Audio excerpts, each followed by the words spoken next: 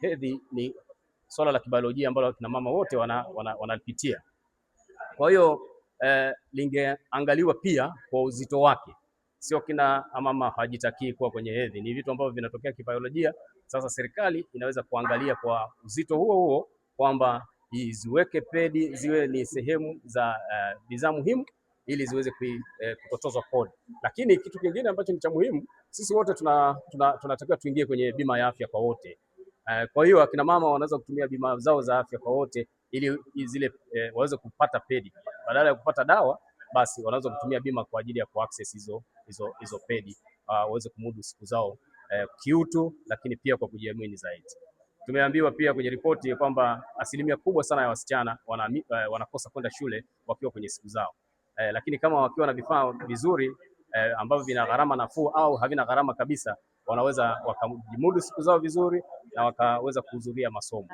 Kodi ya ongezeko la thamani sio suluhisho pekee, lakini ni moja ya suluhisho la msingi. Kuna mambo kadhaa ambayo yanaweza pia kuangaliwa kwa namna ambavyo raw material ama zile rasilimali za utengenezaji wa padi sana sana za ndani, achana na zile ambazo zinatoka nje, upatikanaji wake unaweza ukarahisika, especially kwa kushirikiana na kwa mfano cooperatives ambazo zinajua sana na products ambazo zinakuwa zinatengenezwa kutokana na rasilimali za ndani. Kwa ripoti yetu imeangazia namna ambavyo swala la hedhi pia linaweza kutatuliwa kwa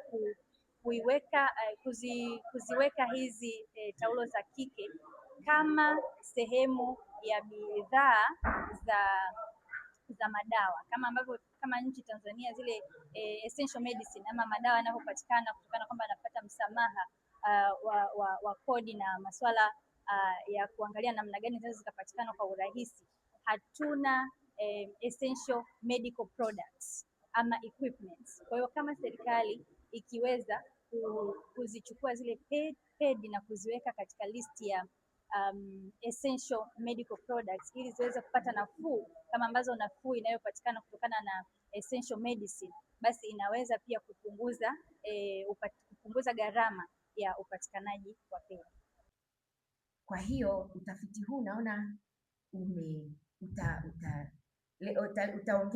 utaleta chachu katika juhudi za wadau mbalimbali ili kuhakikisha kwamba bidhaa hiyo inapatikana katika bei nafuu na kila Mtanzania, kila msichana wa Kitanzania aweze kuipata bila shida.